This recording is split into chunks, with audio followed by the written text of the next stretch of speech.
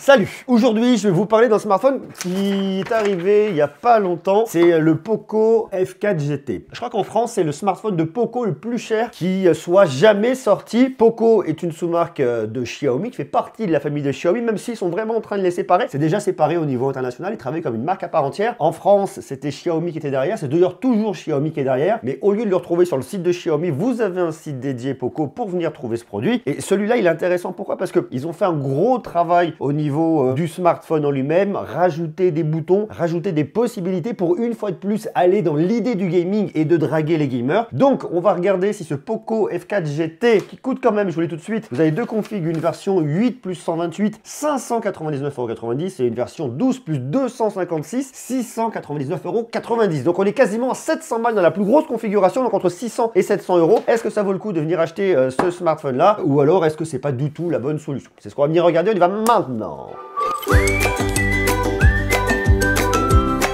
Regardez ce smartphone, il est là, il est ouvert, il est là. Voilà, il est là. Alors, le premier truc, ça va être compliqué pour vous de vous en rendre compte, mais moi, je vous le dis tout de suite, c'est un smartphone que je trouve lourd. On a une petite brique dans la main. Alors, je mets des guillemets quand je dis ça, c'est pas réellement une brique, mais il fait quand même ses 210 grammes. Et croyez-moi, on le sent réellement. Alors, smartphone de gaming, on va s'en douter qu'il y aura des composants qui vont peser un peu lourd, mais je crois que la batterie ici, elle fait 4700 mAh. Laissez-moi vérifier l'histoire. Ouais, c'est ça, 4700 mAh. Il a un truc qui est super intéressant, ce smartphone, c'est ce que Poco est venu nous mettre juste sur le dessus ici. C'est-à-dire que là, regardez, il n'est pas fait comme n'importe quel smartphone. Ça qui est intéressant. On va retrouver ici des espèces de petits triggers, vous voyez, des petits boutons là. Ici, on a une glissière. Ici, j'ai un bouton. Ici, j'ai pareil, j'ai une glissière. Et ici, j'ai le trigger. Alors, qu'est-ce que ça me raconte ça en fait? Ça, c'est fait pour le gaming. Et alors, si on regarde de l'autre côté, c'est là où ça devient encore plus, pas inquiétant, mais presque. Vous avez ici vos boutons de volume. Et regardez, on va essayer de zoomer, zoomer, zoomer. Il y a écrit mic. Mic pour micro. Pourquoi? Parce qu'en fait, ils nous ont mis 3 micros à l'extérieur sur ce smartphone pour, lorsque vous allez être dans des parties de gaming, pouvoir converser facilement, échanger. Une fois de plus, c'est l'ADN de Poco, c'est le gaming et il le montre davantage ici. Alors, ce qu'il faut vraiment retenir ici, c'est qu'ici, là, ce que vous avez, c'est effectivement des petits triggers pour venir jouer avec votre manette. Vous appuyez, ça vous fait des petits boutons. Donc là, ça vous fait un bouton là, un bouton là. Et ça sert à venir l'ouvrir. Regardez, il est comme ça, il est fermé. Je tire, le bouton sort. Vous voyez là, il sort.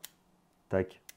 Alors, je trouve ça malin, mais en fait, par rapport à ce que j'ai déjà vu ailleurs, je trouve que ça sert un peu à rien. Parce que vous avez des marques qui font un truc assez malin où en fait, vous avez juste une petite zone tactile. Vous touchez et pas plus, pas moins. Le tactile suffira en venant appuyer. Alors là, ça vous crée réellement un bouton physique. Donc là, vous avez vraiment la sensation du bouton sous le doigt, ce qui peut être pas mal aussi. Mais ce qui est aussi un peu con, c'est qu'on rajoute un système à coulisses. Donc plus on va rajouter de côté un peu mécanique et plus on va risquer d'avoir un produit où si vous avez une connerie, une cochonnerie, une bêtise, un grain de poussière, un grain de sable qui se met dedans, eh ben, c'est ce qu'on va un petit peu moins aimer. Je me dis que si là, vous voyez, j'ai un petit grain de sable qui passe et que je pousse là, qu'est-ce qui me dit que je vais pas venir le glisser à l'intérieur? Donc là, c'est le truc que je trouve un peu plus limitant. À côté de ça, c'est assez marrant. Ils nous ont mis un petit bouton rouge pour savoir quand ils sont ouverts. Très honnêtement, on le voit quand ils sont ouverts. Il n'y a qu'à regarder, c'est affiché, on le voit. Alors, ces petits triggers, ils sont intéressants pour le jeu parce que lorsque vous allez jouer, ça vous fait des boutons supplémentaires. Si vous avez l'habitude de jouer sur Asphalt 9, vous savez que vous avez vos boutons ici, là, vous voyez, pour accélérer et là pour tourner. Alors, ce que j'ai fait, moi, regardez, c'est que je viens ici, là, dans mon mode, là, et juste là, j'ai un petit mode avec mes boutons gâchettes. Et en fait, je suis venu les paramétrer. C'est-à-dire que celui-là, là, c'est celui-là, et celui-là, c'est celui-là. Je les ai positionnés au bon endroit, ce qui fait que lorsque j'appuie là, regardez, ben, j'accélère, et lorsque j'appuie là, je freine, ou alors je fais mes petits sauts de cabri. Alors, je vais quand même faire gaffe. Et après, pour la direction, par contre, c'est à moi de pousser avec mon doigt. Ça me donne une expérience de jeu qui est quand même vachement bien, et ça, je trouve ça super cool et j'adore. Donc là, je peux sauter de tous les côtés, y aller comme un gueudin. Et c'est marrant parce que ça évite de tenir le smartphone comme ça, vous voyez aussi. Alors, je peux le tenir comme ça et garder mes doigts appuyés, mais ça me permet d'avoir d'autres positions et qui, pour le coup, est assez intéressant, vous voyez. Comme ça, je peux venir jouer et ça marche. Donc, en termes d'expérience d'immersion, c'est vachement bien. Alors là, vous l'avez sur Asphalt 9, il y a deux boutons, hein, très clairement, donc c'est facile. Sur un PUBG, c'est un peu plus limitatif, par exemple, parce que comme sur un PUBG, je vais avoir plusieurs boutons que je vais venir paramétrer. La course, le saut, le fait de s'allonger, la direction. Et ici, je suis un peu plus limité. Donc, c'est pas la meilleure expérience là-dessus au niveau du gaming. Ça apporte un truc en plus. Je pense que si vous allez sur un ROG Phone et que vous prenez des accessoires, ça va vous coûter très cher, hein, très honnêtement, mais vous en ferez davantage. Vous irez beaucoup plus loin pour jouer sur un smartphone. Ici, ça vient juste rajouter deux petits boutons. Bon, voilà. Après, à vous de me dire ce que vous en pensez. Alors, au-delà du jeu, ces boutons, ils sont intéressants parce qu'on peut venir les utiliser pour faire autre chose. Par exemple, le bouton haut sur le dessus là, j'appuie deux fois, ça me met en appareil photo. J'appuie sur le bouton là, ça me met en côté vidéo. Je laisse appuyer là, ça m'allume le flash, vous voyez. Je laisse appuyer, ça me le supprime. Donc là, j'ai de l'appui long, j'ai de l'appui court. Et là, j'ai mis le mode silence vibreur en fait. Voilà, là, je suis en silencieux désactivé et là, hop, là, je suis en mode vibreur. Donc, c'est des petits raccourcis que je peux venir personnaliser. Donc ça c'est cool. Je trouve que là où l'expérience est pas dingue, c'est que je sais plus comment venir les paramétrer ces trucs là. Parce que autant on tourne sur MIUI 13 et MIUI 13 c'est une expérience que j'aime bien, je vous en ai déjà parlé, autant je trouve que ici, eh ben je vois pas, je trouve pas où c'est. Donc là j'ai tous mes paramètres de MIUI 13 à propos de l'appareil, les mises à jour, de sécurité, donc la ma carte SIM et compagnie. D'ailleurs il est double SIM 5G, ça c'est intéressant. Il y a du Wi-Fi 6E aussi. Donc si vous voulez quelque chose qui va très bien en termes de connectivité là-dessus, il y a ce qu'il faut. On a les dernières techno, donc ça ira. Mais pour le reste, vous voyez, je trouve pas. Alors c'est pas de l'écran, c'est pas de ça, c'est pas de l'écran d'accueil, c'est pas du thème. Je le verrai vraiment moi dans les paramètres supplémentaires, mais dans les paramètres supplémentaires, je trouve rien. Voilà, je trouve que pour moi, il y a un truc qui est pas simple là-dedans. Capteur d'empreinte digitale double pression, c'est pas celui-là. Puis en arrière, c'est l'arrière du smartphone. Pour moi, vous voyez, il y a un truc, c'est pas évident. Et je trouve que là-dessus, il faudrait rebosser sur l'interface ou mieux expliquer qu'on comprenne réellement de quoi il s'agit, comment on fait pour faire ça. Alors je l'ai fait pour la première fois en venant sur l'appareil photo et en appuyant, et là ça m'a proposé de la signer. Donc c'était facile, mais maintenant pour le modifier, je suis incapable de vous dire comment le modifier et j'ai pas envie de passer des heures dans les paramètres pour trouver comment le faire. Donc là, je trouve qu'il y a un truc qui est un peu loupé, qui est un peu dommage. Maintenant, le truc qui est intéressant avec ce smartphone, c'est quand même que ici, ils nous ont mis ce qui marche de mieux. Bah oui, on peut faire du gaming, il faut de la performance. On a le Snapdragon 8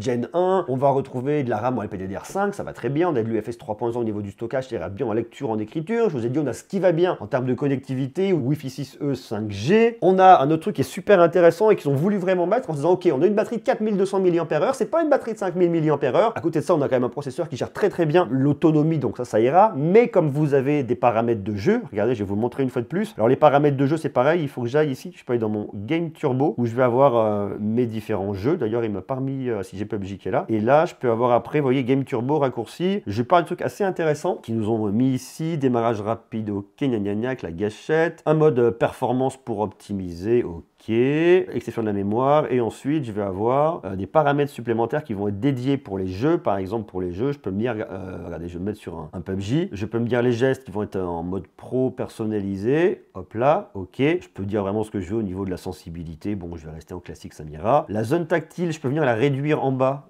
pour que ce soit pas, ça puisse pas me poser problème où j'ai des fausses zones de toucher. Vous voyez, je peux mettre soit plus grand, soit plus petit, soit carrément aucun. Et ensuite, là, j'ai un truc qui est intéressant, c'est les visuels. Je peux venir pousser le contraste en fait. Vous voyez, soit je le laisse en original tel qu'il est là, soit je peux carrément, regardez, je sais pas si vous verrez bien la différence, et pourtant il y en a une vraie différence si je le mets en extrême, regardez comme ça ressort là. Donc là je trouve que c'est pas mal, un truc qui marche bien, je peux venir le faire avec mes différents jeux, donc là ils ont vraiment bien bossé, il y a un truc qui est assez intéressant dans ce truc là. Maintenant, et je vous le dis une fois de plus, il faut que je revienne, hop là, bah, regardez, si je me remets un jeu, je passe par là, je vais dans mes paramètres jeu, je les prends, je vais sur le côté comme ça, voilà, regardez là j'ai mon mode, je suis en mode performance, je peux venir changer et passer en mode équilibré. Si je veux y aller doucement au niveau de la performance pour pas venir trop taper dans ma batterie, parce que plus je vais y aller, plus je vais consommer, plus le smartphone va aussi chauffer au dos, même si on a un refroidissement qui est totalement optimisé, ça finit par chauffer quand même derrière. Donc vous venez vous mettre en équilibré. Si vous avez vraiment un jeu gourmand, vous venez pousser dans les performances, parce que derrière ici vous avez de la performance, il n'y a pas de problème. Après vous avez plein de petites options qu'on retrouve vraiment, un minuteur pour chronométrer ses séances, on peut diffuser, on peut caster, on peut capturer l'écran, enfin bref, un truc très classique au niveau des smartphones de gaming. Et je vous le disais tout à l'heure, 4700 mAh de batterie, ok, ça marche, mais si vous avez peur de commencer à manquer, eh bien ils nous ont fait un truc qui est intéressant, ils nous ont mis un bloc de charge qu'ils ont mis pour la première fois à côté de chez Xiaomi, dans le 11T Pro, c'est ce bloc de charge 120 watts. Alors ce bloc de charge 120 watts, il est intéressant parce que ça vous permet de recharger de 2 à 100% en 17 minutes. C'est extrêmement rapide. Alors attention, vous avez une charge 120 watts au début, puis tout de suite elle diminue, vous allez tomber probablement à 80 watts, à 65 watts pour venir vraiment éviter de flinguer votre batterie. Donc le truc est plutôt pas mal. Ce qui est intéressant aussi, c'est le connecteur qui est un peu différent, vous voyez. On est effectivement sur de l'USB-C, mais ils vous l'ont mis comme ça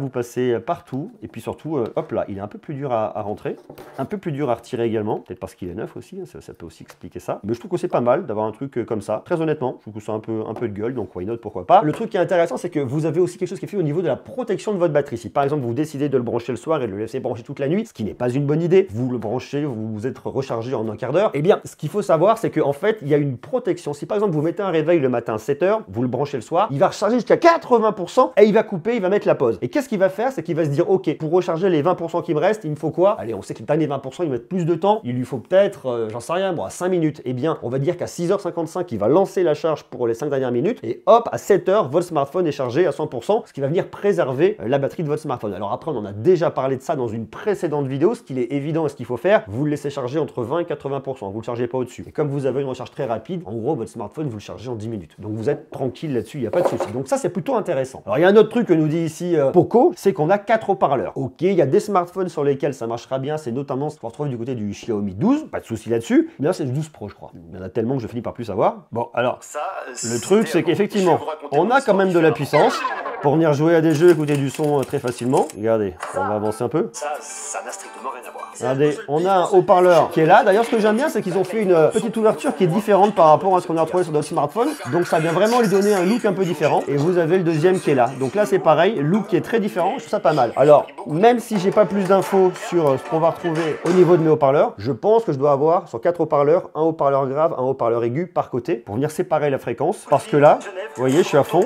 San Francisco, New York, Amsterdam, Hawaï, Madrid, Lisbonne. Ça sature pas. Je trouve que ça reste assez cohérent. Alors attention, c'est pas un smartphone sur lequel on va avoir beaucoup de graves. On est sur un smartphone. Donc de toute façon, on va pas développer des masses de graves. Mais pour venir jouer à des jeux, regarder des films, des séries, ça ira. Alors après, ce que je vous recommande, eh bien, c'est venir utiliser un petit casque sans fil grâce au Bluetooth 5.2 pour venir vous préserver, même pour passer vos appels et venir vous préserver des ondes en direct comme ça contre votre tronche. Donc ça, c'est plutôt intéressant. Alors dernier point dont je vais vous parler qui est super important, comme on parle d'un smartphone gaming, eh bien, c'est le fait qu'on a un écran AMOLED. Donc ça, c'est plutôt pas mal. On a un taux de rafraîchissement de 120 Hz. C'est un très grand classique. La dalle est très belle, hein. Je la trouve vraiment très belle cette dalle, plutôt bien calibrée. Vous pouvez venir ici, hop là dans les paramètres de l'écran. Alors grand classique, hein, thème sombre, thème clair. La luminosité, hop, je trouve assez lumineux, très honnêtement. Là par défaut, intense, il tire un peu sur le bleu. Si vous voulez venir le réchauffer, vous pouvez venir le mettre sur couleur originale. Je le trouve pas mal, ça vient le réchauffer très légèrement, vous voyez. Et c'est plutôt pas mal fichu comme ça. Après taux d'actualisation, vous le laissez par défaut, comme ça il va se faire de façon totalement optimisée jusqu'à 120 Hz. Donc vous pouvez venir le faire vous directement, le pousser à la main, soit 60, soit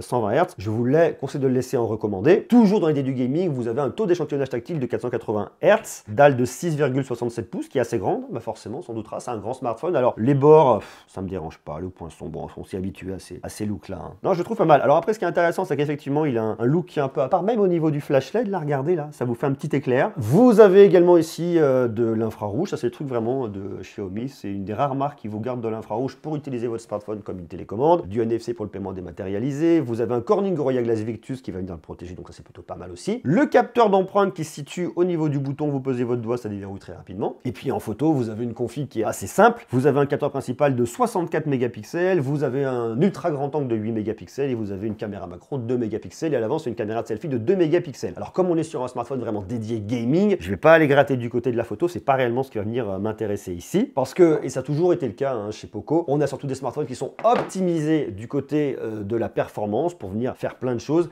mais pas nécessairement du côté photo. Donc ce smartphone, que vous dire? Il est un peu cher, on s'en doutera, 600 € et 700 €, c'est pas forcément le smartphone qui va être pour toutes les bourses. Je le trouve pas mal parce que si vous voulez, il y a un truc qui est intéressant qu'a fait Poco ici, c'est le fait de se dire on va venir se mettre au niveau d'autres smartphones de gaming qui coûtent plus cher. Pour moi, une des références, c'est le ROG Phone de Asus, qui a plein d'options. Hein. Si vous prenez les manettes, vous prenez la complète, ça peut coûter cher, mais en termes d'expérience pour jouer sur un smartphone, c'est vraiment extraordinaire et ça marche super bien. Je sais pas si effectivement le fait d'avoir mis ces petits boutons là, c'est vraiment la vraie bonne idée, parce que même si je peux avoir des raccourcis pour passer d'un mode à l'autre, eh bien il faut que je vienne le pousser, donc ça veut dire qu'il faut le laisser en permanence ouvert. Je suis pas extrêmement convaincu, je trouve ça marrant, mais une fois de plus, j'ai peur qu'il y ait des trucs qui viennent se mettre là-dedans et que ça vous l'abîme et qu'à force votre bouton, soit ça se bloque, soit ça sort plus, et que ça vienne un peu casser l'idée du truc quoi. Ce qui est sûr ici, c'est qu'on a de la performance, qu'il le maîtrise, c'est plutôt une jolie configuration, donc si vous voulez un beau smartphone de gaming et que vous aimez l'idée d'avoir ces petits boutons là, pourquoi pas, ça reste très gadget. Si on veut vraiment un truc intéressant au niveau du gaming et qu'on a un peu d'argent, il faut aller sur le ROG Phone d'Asus avec des accessoires, ça coûte plus cher, mais là l'expérience est beaucoup plus complète. Poco progresse, Poco va plus loin, Poco étoffe sa gamme avec ce F4 GT, intéressant, je sais pas ce que vous en pensez vous, est-ce que c'est un produit qui peut vous tenter? Dites-le moi d'ailleurs en bas en commentaire. Plutôt bien, je trouve cher, je sais pas si j'ai 700 € à mettre sur un smartphone de gaming, je suis pas sûr d'aller là-dessus. Je pense, vous dis une fois de plus, j'irai voir sur un smartphone, peut-être du côté de chez Asus, sur un ROG Phone de dernière génération, qui même si on n'a pas le dernier Snapdragon, restera très actuel pour jouer Apple G à ce 29, vous voyez, il n'y a pas de souci là-dessus. Dites-moi ce que vous en pensez en bas en commentaire, moi je vous donne rendez-vous très vite et on continue à parler bien évidemment de tech, parler de Poco, de plein d'autres choses et ça c'est cool. Je vous embrasse, à bientôt, ciao.